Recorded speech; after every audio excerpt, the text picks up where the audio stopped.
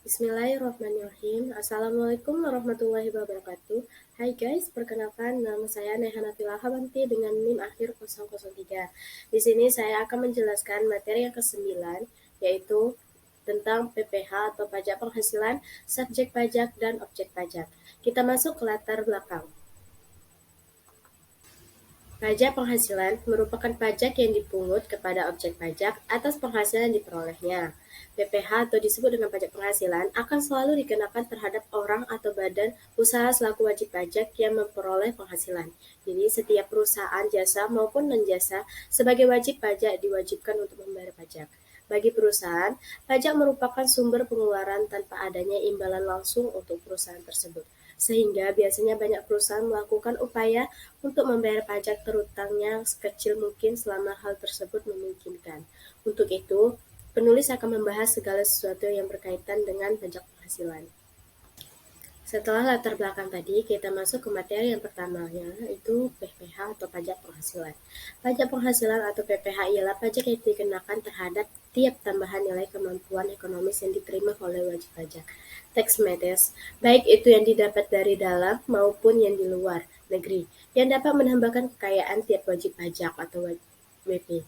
Wajib pajak biasanya perorangan atau suatu badan usaha. Badan usaha juga wajib memiliki NPWP atau nomor pokok wajib pajak dan dikenakan PPh atas penggolongan dan penguasaannya atas barang dan jasa. Beberapa badan usaha itu seperti bentuk badan hukum perusahaan terbatas PT atau perusahaan firma FA atau perseorangan komanditer, CV, dan lain sebagainya. Sedangkan pajak penghasilan yang dibebankan kepada perseorangan maka akan meliputi upah dan gaji serta tunjangan, juga honorarium dan pembayaran lainnya yang berhubungan dengan jasa atau kegiatan jabatan ataupun pekerjaan, yakni segala bentuk penghasilan. PPh diatur dalam beberapa pasal UU terkait perpajakan. Mengenai pajak penghasilan perseorangan tersebut diatur pada PPh pasal 21. PPh, pajak penghasilan, tarif pajak penghasilan yang terbaru perlu diperhatikan dalam Undang-Undang Nomor 7 Tahun 2021 tentang Harmonisasi Peraturan Perpajakan atau bisa disebut dengan HPP. Sejak Januari 2002, maka mulai berlaku ketentuan terutang pajak penghasilan terbaru. Berikut ini rincian kelengkapannya.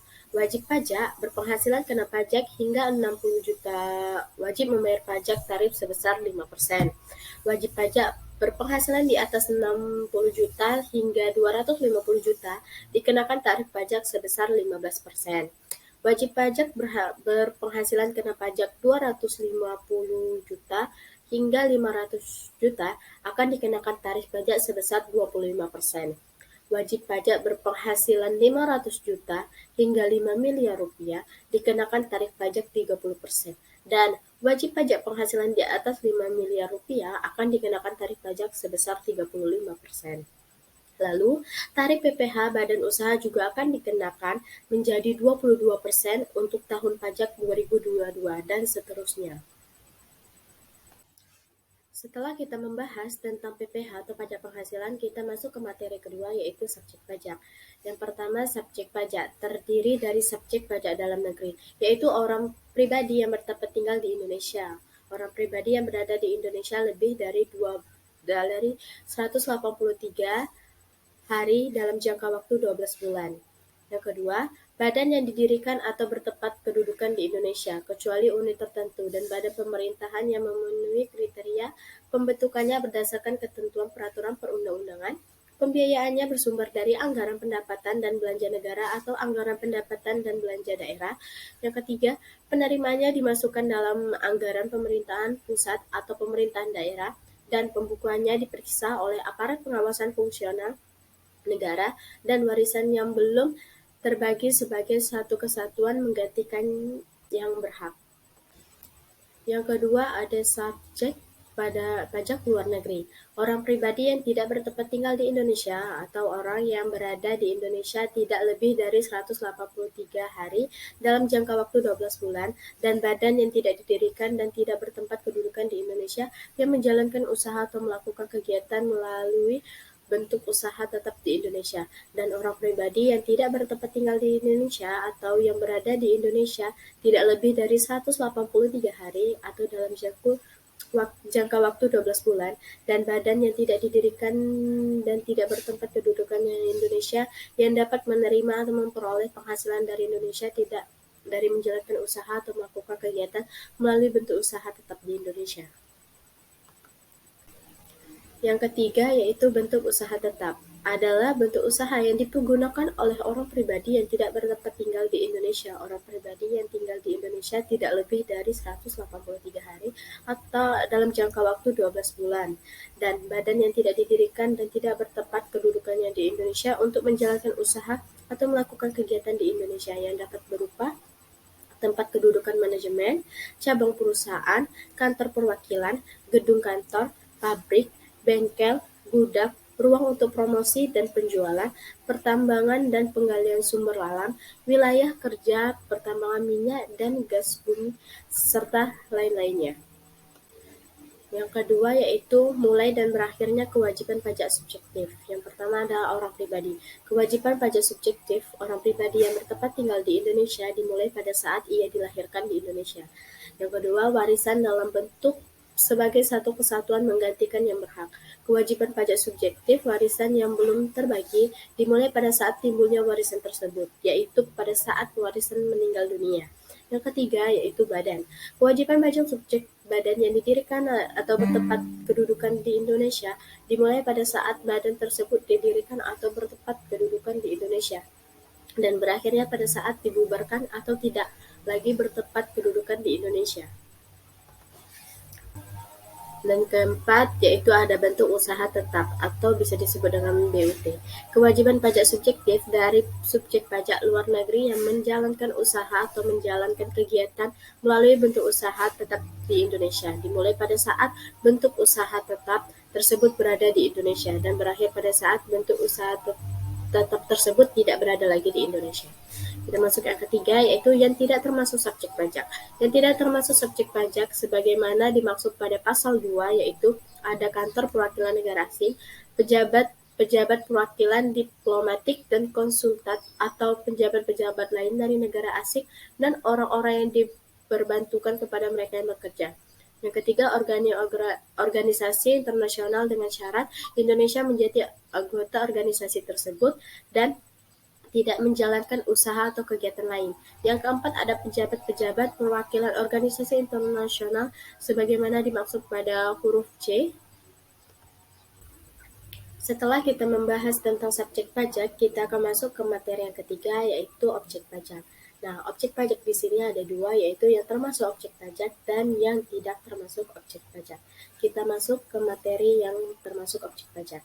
Nah, yang menjadi objek pajak adalah penghasilan, yaitu setiap tambahan kemampuan ekonomis yang diterima atau diperoleh wajib pajak atau WP, baik yang berasal dari Indonesia maupun dari luar Indonesia, yang dapat dipakai untuk konsumsi atau untuk menambah kekayaan wajib pajak yang bersangkutan, dengan nama dan dalam bentuk apapun termasuk yang pertama, penggantian atau imbalan berkenaan dengan pekerjaan atau jasa yang diterima atau diperoleh termasuk gaji, upah, tunjangan honorarium, komisi, bonus gratifikasi, uang pensiun, atau imbalan dalam bentuk lainnya, kecuali ditentukan lain dalam undangan-undangan ini.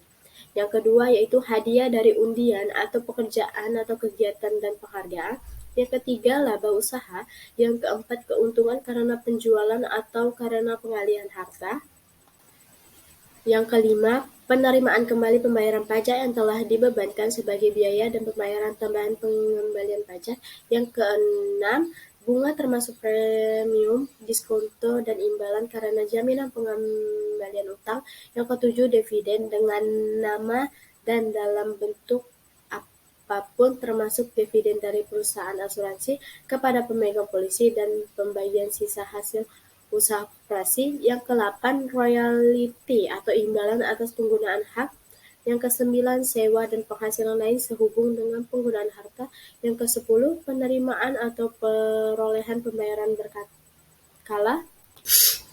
Selanjutnya, keuntungan karena pembebasan hutang, keuntungan selisih kursus mata uang asing, selisih lebih karena penilaian kembali aktiva, Premi asuransi, iuran yang diterima atau diperoleh perkumpulan dari anggotanya yang terdiri dari wajib pajak yang menjalankan usaha atau pekerjaan bebas, tambahan kekayaan neto yang berasal dari penghasilan yang belum dikenakan pajak, penghasilan dari usaha berbasis syariah, imbalan bunga sebagaimana yang dimaksud dalam undang-undang yang mengatur mengenai ketentuan umum dan tata cara perpajakan, serta surplus Bank Indonesia. Kita masuk yang ke bukan objek pajak. Yang pertama ada bantuan atau sumbangan, harta hibah yang diterima oleh keluarga sedarah dalam garis keturunan lurus satu derajat, beda agama, badan pendidikan, badan sosial termasuk yayasan, koperasi atau orang pribadi yang menjalankan usaha mikro dan kecil, ketentuan diatur dengan atau berdasarkan peraturan Menteri Keuangan. Yang ketiga warisan, yang keempat harta termasuk setoran tunai, yang kelima penggantian atau imbalan, yang keenam pembayaran dan dari perusahaan asuransi kepada orang pribadi, yang ketujuh dividen atau bagian laba yang diterima, yang ke-8 ada iuran yang diterima, yang ke-9 penghasilan dari modal yang ditanamkan, yang ke-10 bagian laba yang diterima, yang ke-11 penghasilan yang diterima atau diperoleh perusahaan modal ventura, yang ke-12 beasiswa, yang ke-13 sisa lebih yang diterima atau diperoleh badan atau lembaga nirlaba, yang ke-14 atau yang terakhir bantuan atau santunan yang dibayarkan oleh badan penyelenggaraan jaminan sosial. Dan hanya itu materi ke-9 yang bisa saya jelaskan tentang PPh atau pajak penghasilan, subjek pajak, dan objek pajak. Banyak sekali kesalahan mungkin yang saya jelaskan. Saya meminta maaf sebesar-besarnya. Saya akhiri, wabillahi taufiq wal hidayah. Wassalamualaikum warahmatullahi wabarakatuh.